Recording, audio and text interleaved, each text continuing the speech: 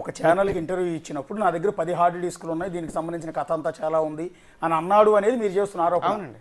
అప్పటికి rape case allegation రాలేదు, ఈ రచ్చంతా లేదు కదా, ఇప్పుడు ఎందుకు చెప్పాడు వాళ్ళ దగ్గర? భయాందోళనకు గురి చేయడానికి. ఇప్పుడు అతను ఒకటి ఫిక్స్ అయిపోయాడు. అంటే వాళ్ళు ఆ ఛానల్ వాళ్ళు ఈ బాధితురాల గురించి అడిగారు ఏమన్నా క్వశ్చన్? ఏ సందర్భంలో మాట్లాడారు? దీనికి సంబంధించింది అసలు ఏం జరుగుతుంది, మీ సినిమా ఉంది కదా, మీ సినిమా ఎందుకు ఆగింది అని అడిగారు. అడిగితే అది ఒక పెద్ద హిస్టరీ ఉంది, దానికి చాలా ఉంది, అది మీకు తర్వాత చెప్తాను ఇంటర్వ్యూ తర్వాత అంటున్నాడు. ఏమున్నా ఉంటే అతని దగ్గర నిజాయితీ ఉంటే అతని ఇంటర్వ్యూలో ఎందుకు చెప్పలేదు సార్ ఆ రోజు బయటకు వచ్చి? ఇదే యూట్యూబర్లని 30 మందిని 50 మందిని అతను ఉండే హోటల్స్కి, స్టార్ హోటల్స్కి పిలిపించి మాట్లాడుకొని వీళ్ళ గురించి బ్యాడ్ స్ప్రెడ్ చేస్తే నీకు ఇంత డబ్బులు ఇస్తాము, ఇదిగో చూడు అని చెప్పి వాళ్ళకి సంబంధించి అన్నీ పెట్టి తన వీడియోలు అవన్నీ చూసి రాక్షసానందం పొందుతుంటే వీళ్ళందరూ అది తట్టుకోలేక, ఆ బాధను తట్టుకోలేక బయటకు వచ్చాం సార్. మీరు ఇందాక అనుకున్నారు కదా, మీరు అన్నారు ఇందాక విక్టిమ్ ఎందుకు ఒప్పుకుంది, అంత ఈజీగా పెళ్లికి ఒప్పుకుందంటే, సార్ నీకు సంబంధించిన వీడియోలు ఆడియోలు ఉన్నాయి, ఇవన్నీ నీకు తీసాము అని చెప్పి అమ్మాయిని బెదిరిస్తే భయపడరా సార్? ప్యానిక్ అవ్వరా? నువ్వు పెళ్ళి అనగానే ఆనందంగా పట్టుకుంటారా సార్? లేదు సార్, దానికోసం చాలా పెద్ద డ్రామా నడిచింది. తండ్రి రంగంలోకి దిగాడు, సాయంత్రానికి కాళ్ళు పట్టుకునే పరిస్థితి వచ్చి, లేదు మనిద్దరం కలిసే ఉందాం, కలిసి చేసుకుందాం, మనిద్దరం కలిసి జర్నీ చేయాల్సిన పరిస్థితి వస్తుంది అని చెప్పి తినని నమ్మకం కలిగించి ఎలా అయినా సరే అతనికి కావాల్సిన పనులన్నీ చేయించుకున్న తర్వాత అప్పుడు స్క్రిప్టెడ్గా తనని ఎలా బ్యాడ్ చేయడానికి కావాలి అనుకున్న అన్ని సాక్ష్యాలు రెడీ చేసుకున్న తర్వాత పోండి బయటకు అని చెప్పి మమ్మల్ని తోసేసిన పరిస్థితి సార్ మాది. ఎవరికి వెళ్ళి చెప్పుకోవాలి సార్? మీడియాని మేనేజ్ చేస్తున్నాడు, సిస్టమ్ని మేనేజ్ చేస్తున్నాడు. ఎంతమంది ఎన్ని అలిగేషన్స్ వచ్చి అందరూ మమ్మల్ని అడిగారు, మీరు నష్టపోయారు, బయటికి రండి, వచ్చి మాట్లాడినంటే మాట్లాడే ధైర్యం లేదు సార్.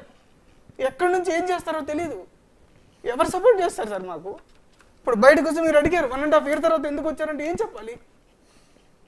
మీరు చెప్పండి, ఏం చెప్పమంటారు? ఎన్ని రోజులు ఈ ప్రెషర్లో బతుకుతా? సూసైడల్ థాట్స్ వస్తున్నాయి నాకు అని చెప్పి ఆ బెదిరింపులకు తట్టుకోలేక నేను మెసేజ్ కూడా పెట్టిన పరిస్థితి. నా వల్ల కావట్లేదు ఇదని. మెసేజ్లు ఉంటే చూపించండి. మీరు హర్షసాయికి పెట్టారా? పెట్టాను సార్, మార్చిలోనే పెట్టాను. అప్పటి నుంచి స్టార్ట్ అయింది నాకు. ఎవరికి చెప్పుకోలేను, ప్రూఫ్లు లేకుండా చేస్తాడు. ఏం చేసినా ఎలా చెప్పుకో? నా చుట్టుపక్కల అందరినీ భయాందోళనకు గురి చేస్తున్నారు. ఎవరు డైరెక్ట్గా మాట్లాడడానికి రెడీగా లేరు. ఏదంటే చెప్పండి అంటే ఫోన్లో కాదు, మీరు రండి కూర్చొని మాట్లాడదాం. ఎవరెవరింటికి ఎవరెవరు వెళ్తున్నారు, ఎవరెవరు వస్తున్నారు, ప్రతిదీ నోటెడ్ సార్.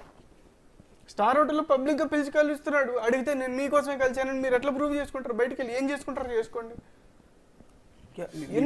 ఆవేదన మీ కన్నీళ్ళకి విలువ ఉందండి. ఖచ్చితంగా మీ మాట ఖచ్చితంగా యాక్సెప్ట్ చేస్తాను. ఇంకొకటి అండి, ఆ బెదిరింపుల్లో ఆంధ్రాలో అడిగింది కూడా ఎందుకంటే సిస్టమ్ ఇబ్బంది పెట్టే ఉద్దేశం కాదండి. అది ఏంటంటే సహజంగా జనాల్లో వచ్చే డౌట్. అది నేను ఎస్టాబ్లిష్ చేసింది ఏంటంటే ఇన్నాళ్ళ తర్వాత ఎందుకు వచ్చింది ఈ అమ్మాయి అనేది సహజంగా ఎవరికైనా వచ్చేది.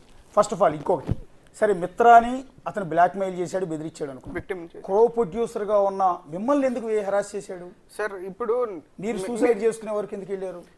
మిత్ర అనే కాన్సెప్ట్ని అతనికి సంబంధించిన ప్రూఫ్ అన్నింటిలో అతను చేతిలో పెట్టుకున్నాడు సార్. అమ్మాయి కంప్లీట్గా బయటకు రాలేని స్టేజ్కి వచ్చేసింది. అమ్మాయి అంత భయాందోళనకు గురైంది. ఎందుకంటే సార్, ఒక అమ్మాయి ఒక అబ్బాయిని నమ్మి ఒక మాట మాట్లాడుతుంది అని అంటే ఎంత నమ్మకం ఉంటే అంత క్లోజ్గా మాట్లాడతారు సార్. ఒకవేళ మీరు మాట్లాడింది నిజం అనుకోండి, స్క్రిప్ట్ ఏదని అనుకోండి, ఎందుకు మాట్లాడతారు? అంత గంటలు మాట్లాడి వందల గంటలు నిన్న లాయర్ గారు చెప్తున్నారు సార్ డైరెక్ట్గా లైవ్లో 100 ఆడియోలు ఉన్నాయి మా దగ్గర అని. నువ్వు నిజంగా నిజాయితీ పరుడు అయితే నేను పెళ్లి చేసుకుంటానన్నా, నేను చేశానా, ఏం చేశాను, అది చేశానని క్వశ్చన్ అడిగి పెట్టచ్చు కదా సార్. ఇప్పుడు అది కూడా చెప్తే దానికి సంబంధించిన ఆడియో రేపు రెడీ చేసుకుని నేను చెప్పానని మార్పింగ్ చేసి పెడతాడు. బాలాగారు నేను అంటుంది ఏంటంటే, సో ఇదంతా కాన్వర్సేషన్ బిట్వీన్ బాధితురాలు అండ్ హర్షసాయి మధ్యలో మిమ్మల్ని ఎందుకు ఇబ్బంది పెట్టాడు అని. మీరు ఇందాక హోటల్లో హెరాస్ చేశాడు అని అంటున్నారు. తర్వాత మీరు అతనికి మెసేజ్ కూడా పెట్టాను, నీ వేధింపులు భరించలేక సూసైడ్ చేసుకుందాం అని అనుకుంటున్నాను అని మీరు ఒక మెసేజ్ పెట్టాను అన్నారు. మీరు ఎందుకంత సఫర్ అయ్యారు అని. సార్ సినిమా ప్రాజెక్టులో అందరం ఇరుక్కుపోయి ఉన్నాం సార్. ఒక పక్కన అమ్మాయి వీడియోలు రిలీజ్ చేస్తానని భయపెడుతున్నారు, ఆడియోలు బయట పెడతాము, ఫోటోలు బయట పెడతాము, రాయండి, చేసి ఇచ్చేయండి, మీకు మాకు కట్టండి. ఎట్లా అవుతుంది సార్? ఒక అమ్మాయి మెసేజ్ ఉందా? ఉంది సార్. సరే ఏమైనా చూపించగలుగుతారు? ఏమైనా ఇబ్బంది లేకపోతే చూపిస్తాను. ఇప్పుడు మనతో మాట్లాడుతున్నది ఏదైతే హర్షసాయి హీరోగా, బాధితురాలు హీరోయిన్గా ట్రైలర్ ఏదైతే లాంచ్ అయిందో ఆ మెగా లోడాన్ అనే సినిమాకి కో ప్రొడ్యూసర్. సో మిత్రా శర్మకి అసలు మీకు మిత్రా శర్మకి మధ్య రిలేషన్ ఏంటండి? మీకు ఎట్లా ఆవిడ పరిచయం? ఆవిడ నాకు చాలా సంవత్సరాల క్రితమే పరిచయం సార్. మ్యూచువల్ ఫ్రెండ్స్, చాలా మంచి అమ్మాయి. నేను అప్పుడు కష్టాల్లో ఉన్నప్పుడు నన్ను ఆమె ఆదుకొని తన దగ్గర ఉన్న డబ్బులతో నాకు అవకాశం ఇస్తేనే నేను బిజినెస్ పెట్టుకొని మేము ముందుకు వచ్చాం సార్. నిజంగా చాలా మందికి సహాయం చేసే నిజమైన మనిషి సార్ తను. అవును, ఇప్పుడు మెగాలోడానికి ట్రైలర్ లాంచ్ కోసం ఎన్ని కోట్లు ఖర్చు పెట్టుకుంటారండి మీరు? ఆ డబ్బులన్నీ మీవేనా, బాధితురాలివా? బాధితురాలివి ఉన్నాయి, నావి ఉన్నాయి. కొంతమంది నా మంచి ఫ్రెండ్స్, మా వెల్ విషర్స్, వాళ్ళందరినీ కూడా భయాందోళన గురి చేసి వాళ్ళని వెనకాల నుంచి వెళ్ళి కలిసి వాళ్ళని పట్టుకొని ఇది నాకు ఇచ్చేయండి, ఇవి రైట్స్ ఇచ్చేయండి అంటే, కొంతమంది అయితే అసలు వాళ్ళకి ఏం చెప్పాలో కూడా తెలియట్లేదు సార్. అందరిని డైరెక్ట్గా కలవడానికి అప్రోచ్ అవుతున్నాడు, అవసరమైతే బెదిరింపులకు దిగుతున్నాడు. ఎవరు బయటికి రావడానికి కూడా అట్లా బెదిరించారా? బెదిరించాడు సార్. ఎవరు బయటికి రావడానికి రెడీగా లేరు సార్. అసలు అంత భయపడుతున్నారు ఇతనికి. ప్రొడ్యూసర్ ఆవేదన చూడండి. సినిమా ఇండస్ట్రీ వాళ్ళు కూడా దీన్ని సీరియస్గా తీసుకోవాల్సి ఉంటుంది. ఒక అతన్ని పెట్టి ఏదైనా లాభాలు వస్తాయని సినిమా మొదలు పెడుతుంటారు ఎవరైనా సరే, అది కూడా వ్యాపారమే కాబట్టి. సో ఒక యంగ్స్టర్ ఒక కొత్త సినిమాని సొంత డబ్బులు పెట్టి, అప్పులు చేసిన డబ్బులు, సొంత ఆస్తులను పెట్టిన డబ్బులతో హర్షసాయిని హీరోగా పెట్టి, ఇతనైతే పాపులర్ కాబట్టి ఇతని ద్వారా సినిమా తీస్తే బాగా నడుస్తాయి, లాభాలు వస్తాయన్న ఉద్దేశంతో ఒక ప్రొడ్యూసర్గా చిన్న వయసులో, ఎంత ఉంటుందండి మీ వయసు? 35 ఇయర్స్లో అతను ప్రొడ్యూసర్గా బాధితురాల్ని తీసుకెళ్ళి హర్షసాయిని కలిసి మెగాలోడాన్ అనే ఆ సినిమాకి సంబంధించిన ట్రైలర్ని సొంత ఖర్చుతో మొత్తం దాన్ని లాంచ్ చేయించారు. అతనితో సినిమా స్టార్ట్ చేసే క్రమంలో వచ్చిన ఇబ్బందుల్లో కో ప్రొడ్యూసర్ కూడా నలిగిపోయాడు. ఎంతంటే ఆయన స్టూడియోలో కన్నీళ్ళు పెట్టుకుంటున్నారు పబ్లిక్గా. ఎందుకంటే ఆ కర్మ. ఒక ప్రొడ్యూసర్ పాపం సొంత డబ్బులు, కష్టపడిన డబ్బులు తీసుకొచ్చి నిన్ను హీరోగా పెట్టి సినిమా తీసే ప్రయత్నం చేసినందుకు వాళ్ళు ఏడవాలి పబ్లిక్గా. చూశారు కదా, అతని కన్నీళ్ళకి అబద్ధం ఉండదండి. అబద్ధపు కన్నీళ్ళు ఎప్పుడు కూడా రావు. ఒక మనిషి ఇంత పబ్లిక్గా ఒక స్టూడియోలో ఏడవాల్సిన అవసరం ఎందుకు వచ్చిందండి? ఆ కర్మ ఎందుకు వచ్చింది? ఇదే మనందరం కూడా ఆలోచించాల్సిన విషయం. హర్షసాయి అనుచరులు కూడా దీన్ని వాచ్ చేస్తుంటారు బహుశా. ఎందుకంటే అతను వ్యతిరేకంగా నడుస్తుంది కాబట్టి ఖచ్చితంగా మమ్మల్ని కూడా టార్గెట్ చేస్తారు ఆటోమేటిక్గా. మీరు చూడాలి, ఎవరైతే దీన్ని వాచ్ చేస్తున్నారో హర్షసాయి మనుషులు ఎవరైతే ఉన్నారో, పెద్ద పెద్ద టీవీలన్నీ కూడా ఒక పెద్ద ఆఫీస్ నిండా పెట్టుకుని రికార్డింగ్ చేసుకుంటూ ఉంటారు కదా హర్షసాయి అనుచరులంతా.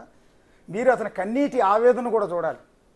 ఎందుకు ఈ కర్మ? మీ హీరోని పెట్టి, మిమ్మల్ని హీరోగా పెట్టి సినిమా తీసినందుకు ఒక ఆయన ఏడుస్తున్నాడు పబ్లిక్గా, వేధింపులు భరించలేక. ఒకసారి మెసేజ్ ఉందండి, దొరికిందా? నేను సూసైడ్ చేసుకునే పరిస్థితుల్లో ఉన్నాను అని హర్షసాయికి నేరుగా ఒక కో ప్రొడ్యూసర్ మెసేజ్ పెట్టాడు అంటే సినిమా ఇండస్ట్రీలో ఎంతటి దౌర్భాగ్య పరిస్థితులు ఉన్నాయనేది ఒకసారి అర్థం చేసుకోండి. తాను కోట్లాది రూపాయలు పెట్టి సినిమా తీయాలనుకుని ఎవరినైతే హీరోగా పెట్టుకున్నాడో అదే హీరోకి ఒక ప్రొడ్యూసర్ మెసేజ్ పెట్టాడు, నీ వేధింపులు భరించలేక సూసైడ్ చేసుకునే పరిస్థితిలో ఉన్నాను అని.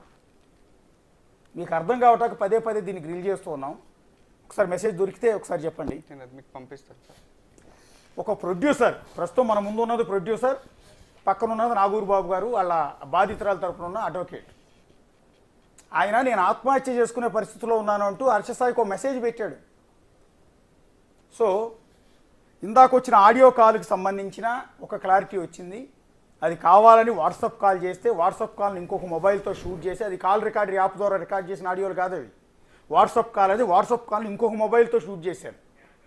అది కూడా అడ్వకేట్ అంటున్నది ఏంటంటే, అది సినిమా స్క్రిప్ట్లో భాగంగా ఎలా ప్రేమికుడిని ఒక ప్రియురాలు ఎలా ఒప్పిస్తుందన్న విషయం మీద ఒక స్క్రిప్ట్ ఇచ్చి దాన్ని నువ్వైతే ఎలా చెప్తావు నీ లాంగ్వేజ్లో అని చెప్పముంటే ఆవిడ చెప్పింది అనేది అడ్వకేట్ చెప్తున్న విషయం. ఇక రెండో విషయం ఏంటంటే, నాగూరు బాబు గారు ఒక అంశాన్ని బట్టబయలు చేశారు. ఒకటి, మరొక యూట్యూబర్ ఇమ్రాన్ ఖాన్ అనే వ్యక్తి కూడా ఇందులో పాత్రధారి కాబట్టి అతని మీద కూడా చర్యలు తీసుకోవాలి అంటూ కొత్త విషయాన్ని ఇమ్రాన్ ఖాన్కి సంబంధించి మరొక యూట్యూబర్, పాపులర్ యూట్యూబర్